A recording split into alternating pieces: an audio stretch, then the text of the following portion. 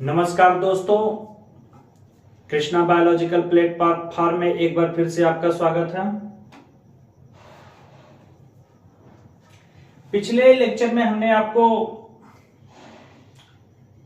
द्विबीजपत्री पौधे में भूरी विकास की प्रक्रिया को बताया और उसमें मैंने बताया कि द्विबीजपत्री पौधे के परिपक्व भ्रूण में 2 बीजपत्र होते हैं तथा एक एम्ब्रियोनल एक्सिस होते हैं। आज के लेक्चर में मैं आपके सामने लेकर आया हूं एक बीजपत्री पौधे में भ्रूणी विकास। एक बीजपत्री पौधे में भ्रूणी विकास। तो एक बीजपत्री पौधे में जो भ्रूणी विकास होता है कुछ हद तक द्विबीजपत्री पौधे के समान होता है, और वो भी कौन सा? प्रारंभिक भ्रूणी अवस्था। एक बीजपत्री पौधे में कुछ हद तक प्रारंभिक भ्रूणी अवस्था द्विबीजपत्री पौधे के समान होता है, किंतु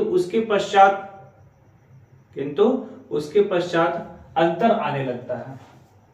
आज हम इसी चीज को पढ़ेंगे कि एक बीजपत्री पौधे में भ्रूणी विकास किस तरीके से होता है।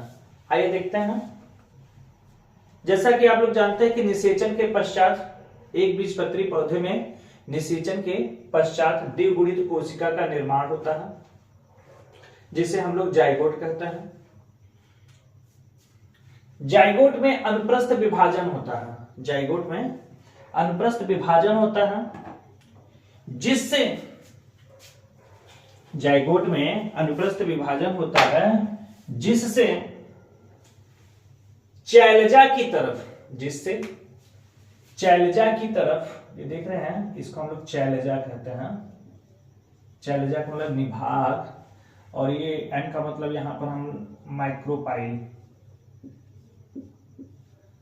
तो जाइगोट में अनुप्रस्थ विभाजन होता है जिससे शैलजा की तरफ बनने वाली कोशिका को टर्मिनल सेल कहते हैं, तथा माइक्रोपाइल की तरफ बनने वाले सेल को बेसल सेल कहते हैं। माइक्रोपाइल की तरफ बनने वाले सेल को बेसल सेल कहते हैं। बेसल सेल के ही रूप में उपस्थित रहता है। बेसल सेल आगे चलकर बेसल सेल विभाजित नहीं होता, अर्थात वह बेसल सेल के ही रूप में रहता है। जबकि शैलजा की तरफ का जो टर्मिनल सेल है वह अनुप्रस्थ विभाजन के द्वारा 2 प्रकार की कोशिका बनाते हैं। एक तो टर्मिनल सेल और दूसरा उससे अलग मिडिल सेल। एक तो टर्मिनल सेल और दूसरा उससे अलग मिडिल सेल। इस प्रकार 3 कोश की अवस्था का रचना बनता है, जिसमें तीनों कोशिकाएं अलग अलग होती हैं। टर्मिनल सेल की कोशिकाएं विभाजन द्वारा एक परती कॉटिलिडॉन का निर्माण करती है। एक परती कॉटिलिडॉन को हम लोग क्या कहते हैं मेरे भाई? बीजपत्र। एक परतीय बीजपत्र का निर्माण करता है। मिडिल सेल की कोशिकाएं विभाजित होकर भ्रूण के लगभग सभी भागों का निर्माण करती हैं। तो भ्रूण के सभी भागों का निर्माण किससे होता है? मिडिल सेल से। कौन सा सेल से? मिडिल सेल से। यहां पर हमने मिडिल सेल को बी टाइप का सेल बोला है और टर्मिनल सेल को सी टाइप का सेल बोला है और बेसल सेल को ए टाइप का सेल बोला है। तो मिडिल सेल की कोशिकाएं विभाजित होकर भ्रूण के सभी भागों का निर्माण करता है। जैसे कौन कौन से भाग का निर्माण करता है? प्ल्यूम्यूल का निर्माण करता है। Plumule means प्रांकुर। रेडिकल का निर्माण करता है। Radical means मूलांकुर। इपिकॉटिल का निर्माण करता है। इपिकॉटिल मीन्स बीज पत्रोपरिक, और बीज पत्रोपरिक प्ररोह का निर्माण करेगा, मतलब सूट सिस्टम का निर्माण करेगा। हाइपोकॉटिल बीज पत्राधार, ये क्या करेगा, रूट सिस्टम का निर्माण करेगा। और लास्ट में सस्पेंसर कोशिकाओं का निर्माण होगा। सस्पेंसर कोशिकाओं का क्या करता है, निर्माण करता है। कौन, मिडिल सेल। और बेसल सेल, कौन सा सेल मेरे भाई, जो बेसल सेल होते हैं, बेसल सेल जो होते हैं ये थोड़ा आकार में क्या हो जाते हैं, बड़े हो जाते हैं। ये आकार में क्या हो जाते हैं, बड़े हो जाते हैं, और ज्यों का त्यों पड़े रहते हैं। इनका एक काम ये होता है कि ये क्या करते हैं, एब्जॉर्प्शन, मतलब न्यूट्रिएंट्स का एब्जॉर्प्शन करते हैं। कौन, बेसल सेल, मतलब बेसल सेल आकार में बड़े होकर न्यूट्रिएंट्स का एब्जॉर्प्शन करते हैं। किसका एब्जॉर्प्शन करते हैं, न्यूट्रिएंट का एब्जॉर्प्शन करते हैं। यहां पर थोड़ा ध्यान दीजिए इस वाले में कि ये जो यहां पर आप ए टाइप का सेल देख रहे हैं, यहां पर बी टाइप का सेल देख रहे हैं, यहां पर सी टाइप का सेल देख रहे हैं, इसको हम लोग थोड़ा क्या करते हैं, ये देखिए इस तरीके का ना, यहां पर हम इसको थोड़ा पलट दें। इसका मतलब क्या है, चैलेजा को थोड़ा नीचे कर दें और माइक्रोपाइल को थोड़ा क्या कर दें, ऊपर कर थोड़ा यहां पर समझेंगे। तो देखिए हमने क्या किया है, माइक्रोपाइल को ऊपर किया है। जब माइक्रोपाइल को ऊपर करूंगा तो बेसल सेल ऊपर की तरफ हो जाएगा, और चैलेजा को नीचे करूंगा तो टर्मिनल सेल नीचे की तरफ आ जाएगा। तो देखिए बेसल सेल ऊपर चला गया। तो हमने क्या बताया कि बेसल सेल आकार में थोड़ा क्या हो जाता है, बड़ा हो जाता है, और इसका काम क्या है, न्यूट्रिएंट का एब्जॉर्प्शन करना, और ये डिवाइड नहीं होता है। मिडिल सेल को हमने बी टाइप का सेल बोला है। मिडिल सेल ही क्या होता है मेरे भाई, विभाजित होकर भ्रूण के सभी भागों का क्या करता है मेरे भाई, निर्माण करता है। टर्मिनल सेल, टर्मिनल सेल विभाजित होकर बीज पत्र का निर्माण करता है।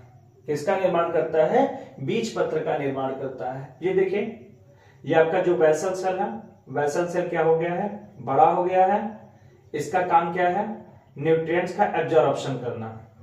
और यहां पर देखिए बी टाइप का सेल बोले तो मिडिल सेल की कोशिकाएं क्या हो रही है मेरे भाई, विभक्त हो रही है, तेजी से क्या हो रही है, विभक्त हो रही है। और इधर देखिए टर्मिनल सेल, टर्मिनल सेल की कोशिकाएं भी देखिए क्या हो रही है, विभक्त हो रही है। और ये विभक्त होकर एक ग्लोबुलर एम्ब्रियो का क्या कर लेती है, निर्माण कर लेती है। ग्लोबुलर एम्ब्रियो का क्या कर लेते हैं मेरे भाई, निर्माण कर लेती है। तो देखिए सबसे ऊपर की तरफ क्या है मेरे भाई, बेसल सेल है, जो कि क्या होता है मेरे भाई, आकार में बड़ा हो जाता है, और इसका काम क्या है, न्यूट्रिएंट्स का एब्जॉर्प्शन करना। अब ये जो आपका मिडिल सेल है, यही मिडिल सेल की कोशिकाएं विभक्त होकर भ्रूण के सभी भागों का क्या करते हैं, निर्माण करते हैं। कौन कौन से भागों का निर्माण करेगी मेरे भाई, प्लीम्यूल का निर्माण करेगी, इपिकॉटिल का निर्माण करेगी, हाइपोकॉटिल का निर्माण करेगी, रेडिकल का निर्माण करेगी, और सस्पेंसर सेल का भी क्या करती है, निर्माण करती है। किसका निर्माण करेगी, सस्पेंसर सेल का भी क्या करते हैं, निर्माण करती है। अगर इसी ग्लोबुलर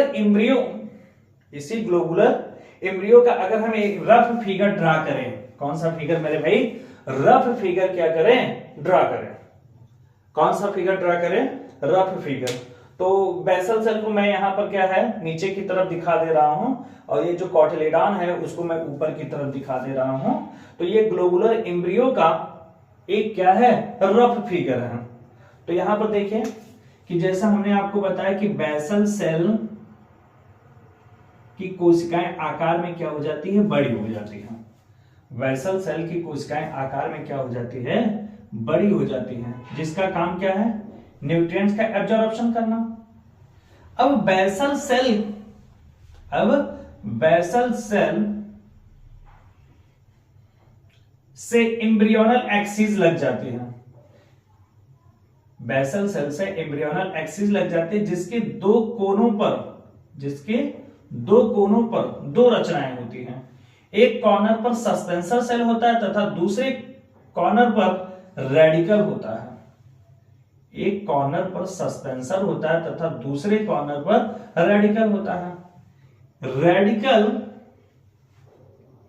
एक कोश की परत के द्वारा आच्छादित होती है। एक कोश की परत के द्वारा आच्छादित होती है। कौन मेरे भाई? रेडिकल एक कोश की परत के द्वारा आच्छादित होते हैं, जिसे कोलियोरिजा कहते हैं। जिसे कोलियोरिजा, कोलियोरिजा को हिंदी में हम लोग क्या कहते हैं मेरे भाई? जिसे क्या कहते हैं? कोलियोरिजा कहते हैं। कोलियोरिजा क्या है? इसे हम लोग बोलते हैं मूलांकुर चोल। कौन सा? मूलांकुर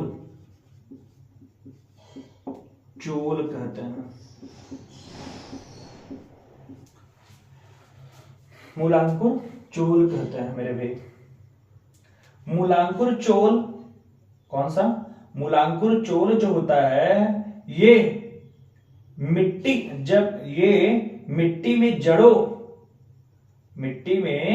जड़ों का क्या करता है? जीवन पर्यंत सुरक्षा प्रदान करता है। जीवन पर्यंत क्या करता है? सुरक्षा प्रदान करता है मेरे भाई। एम्ब्रियोनल एक्सिस से, किससे? एम्ब्रियोनल एक्सिस से कॉटिलिडॉन, एम्ब्रियोनल एक्सिस से कॉटिलिडॉन, कॉटिलिडॉन का मतलब बीज पत्र। ये देख रहे हो मेरे भाई, ये बीज पत्र है। एम्ब्रियोनल एक्सिस से कॉटिलिडॉन एक नोड के द्वारा लग जाता है। ये देख रहे हैं, ये नोड है। एक नोड के द्वारा लग जाता है, जिसे कॉटिलिडोनरी नोड कहते हैं। जिसे क्या कहता है मेरे भाई? कॉटिलिडोनरी नोड कहते हैं। कॉटिलिडोनरी नोड, कॉटिलिडोनरी नोड के अस्तर से, कॉटिलिडोनरी नोड के अस्तर से जो ऊपर का भाग होता है, या ऐसे हम कह सकते हैं कि एम्ब्रियोनल एक्सिस का वह भाग जो कॉटिलिडोनरी नोड के ऊपर होता है, इपीकॉटिल कहलाता है। और जबकि एम्ब्रियोनल एक्सिस का वह भाग जो कॉटिलिडोनरी नोड से नीचे की तरफ होता है, हाइपोकॉटिल कहलाता है। क्या कहलाता है? हाइपोकॉटिल कहलाता है। हाइपोकॉटिल का अंतिम सिरा जहां पर समाप्त होता है उसे रेडिकल कहते हैं, और जबकि इपीकॉटिल का अंतिम सिरा जहां पर समाप्त होता है उसे प्ल्यूम्यूल कहते हैं। प्ल्यूम्यूल एक कोश की परत के द्वारा, प्ल्यूम्यूल एक कोश की परत के द्वारा आच्छादित होता है। प्ल्यूम्यूल एक कोश की परत के द्वारा आच्छादित होता है, जिसे कॉलियोप्टाइल कहते हैं। जिसे क्या कहते हैं? कॉलियोप्टाइल कहते हैं। जब किसी भी पौधे का बीज मिट्टी के अंदर रहता है और मिट्टी के अंदर उपस्थित बीज जब अंकुरित होता है, बीज जब क्या होता है मेरे भाई? अंकुरित होता है, तो अंकुरण के समय प्ल्यूम्यूल को मिट्टी में सुरक्षित रखने के लिए कॉलियोप्टाइल मदद करता है।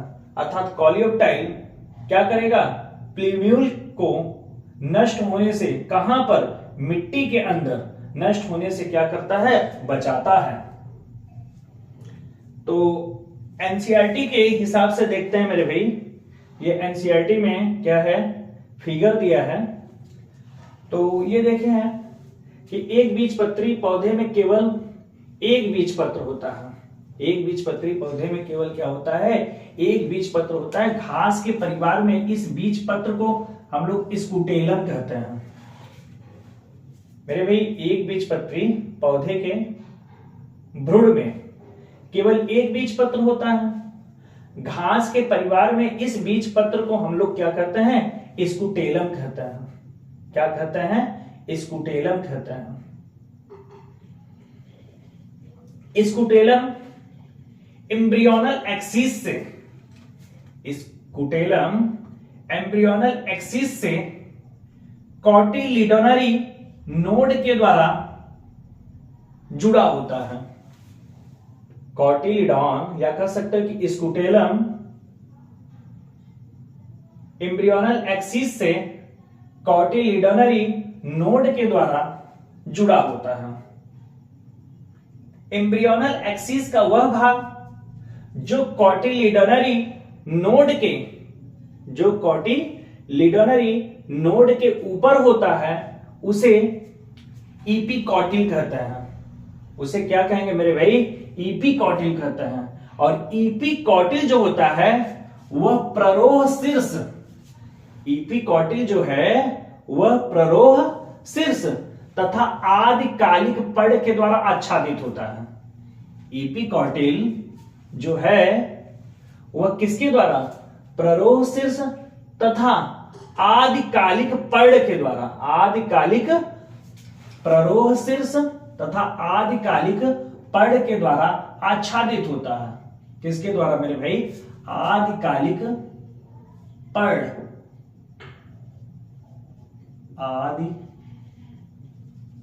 आदिकालिक पड़, लिप प्रीमोर्डियल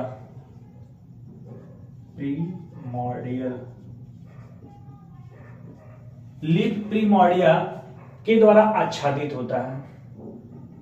इपिकॉटिल पर उपस्थित सूट एपेक्स तथा आदिकालिक पड़ अर्थात लिप प्रीमोर्डिया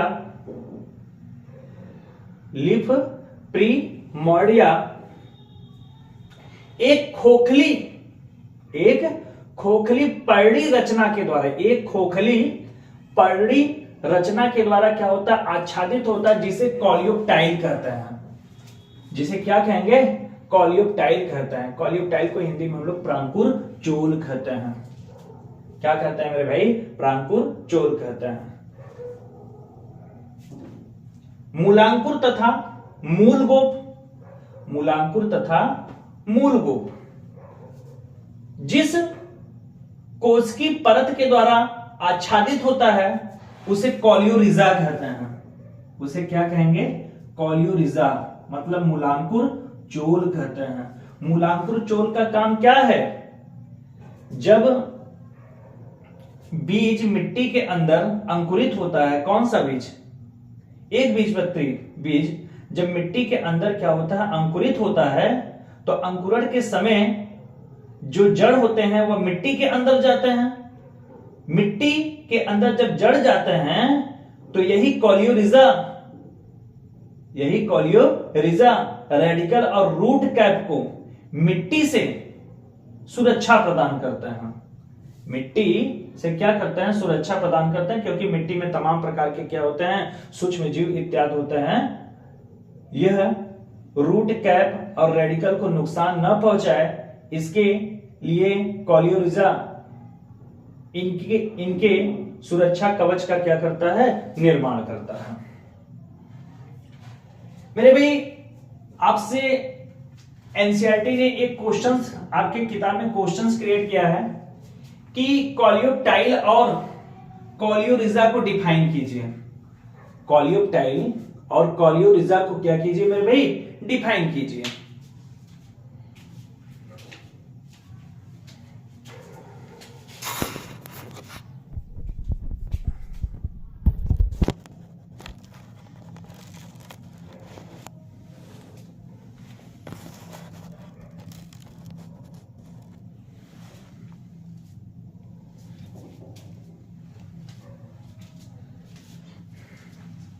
एनसीईआरटी के अभ्यास प्रश्न में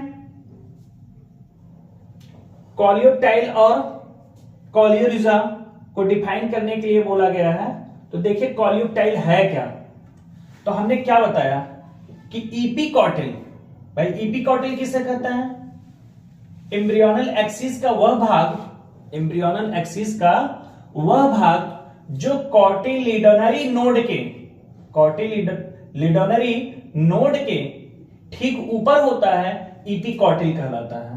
तो कॉटिलिडोनरी नोड किसे कहता है? ये देख रहे हैं स्कूटेलम एम्ब्रियोनल एक्सिस से जिस नोड के द्वारा क्या होता है? जुड़ा होता है, उसे कॉटिलिडोनरी नोड कहते हैं।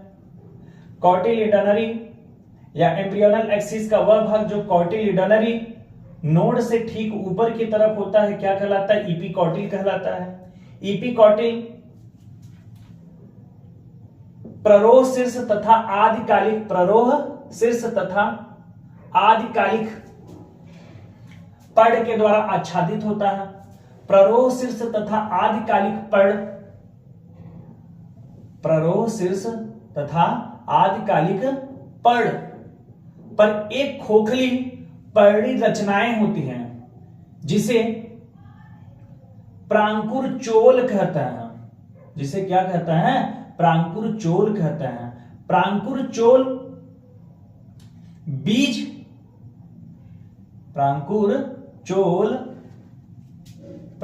चोल बीज जब मिट्टी में रहता है तो उसके अंकुरण के दौरान बीज के सूट अपेक्स तथा आदिकालिक पर्ण का सुरक्षा प्रदान करता है।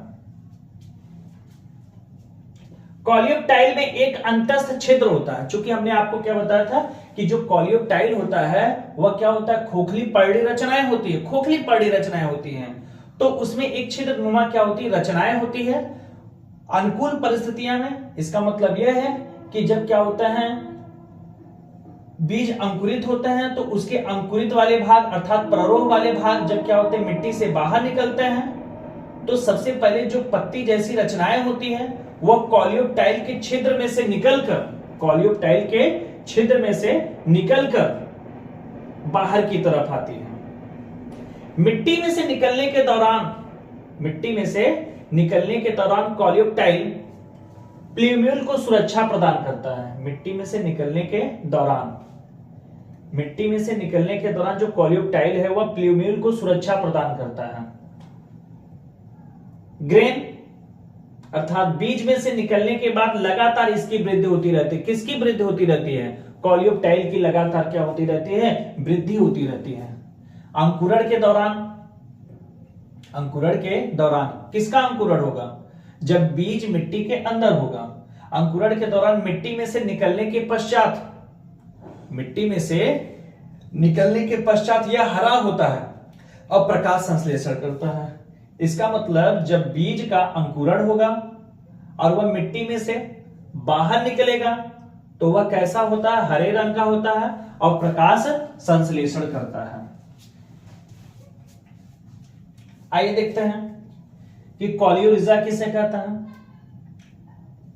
रेडिकल, क्या मेरे भाई? रेडिकल और रूट कैप जिस कोष की परत के द्वारा आच्छादित होता है उसे कॉलियोरिजा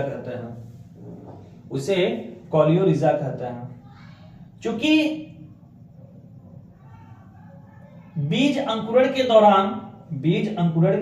दौरान रेडिकल और रूट कैप हमेशा के लिए मिट्टी के अंदर रहता है तो मिट्टी इन्हें नुकसान न पहुंचाए इसके लिए कॉलियोरिजा इनके सुरक्षा कवच के रूप में क्या होती है? उपस्थित होती है।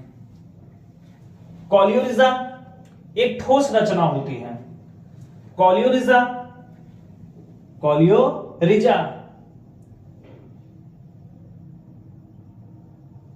कॉलियोरिजा ग्रेन में से अर्थात बीज में से निकलकर हमेशा के लिए मिट्टी में ही रहता है तथा हमेशा नॉन ग्रीन होता है। अर्थात कॉलियोरिजा चूंकि क्या होता है जमीन के अंदर ही रहेगा अर्थात मिट्टी के अंदर ही हमेशा रहेगा और जब मिट्टी के अंदर हमेशा रहेगा तो उसको पिगमेंट नहीं मिल पाएगा और जब पिगमेंट नहीं मिल पाएगा तो हरा नहीं होगा और जब हरा नहीं होगा तो उसमें प्रकाश संश्लेषण की प्रक्रिया भी नहीं होगा। तो मेरे भाई आशा करता है कि इस वीडियो के माध्यम से मैंने एक बीजपत्री पौधे के भूरी विकास की प्रक्रिया को आपको समझाया। वीडियो में अगर किसी भी प्रकार की समस्या हो तो कमेंट के माध्यम से मुझे बताइएगा। जो भी कमी रहेगी उसको सुधारा जाएगा अथवा सुधारने का प्रयास किया जाएगा। आज के लिए इतना काफी है। इसके बाद मैं अगले लेक्चर में एक महत्वपूर्ण लेक्चर आपके सामने लेकर आऊंगा। तब तक के लिए मुझे इजाजत दीजिए। Good night.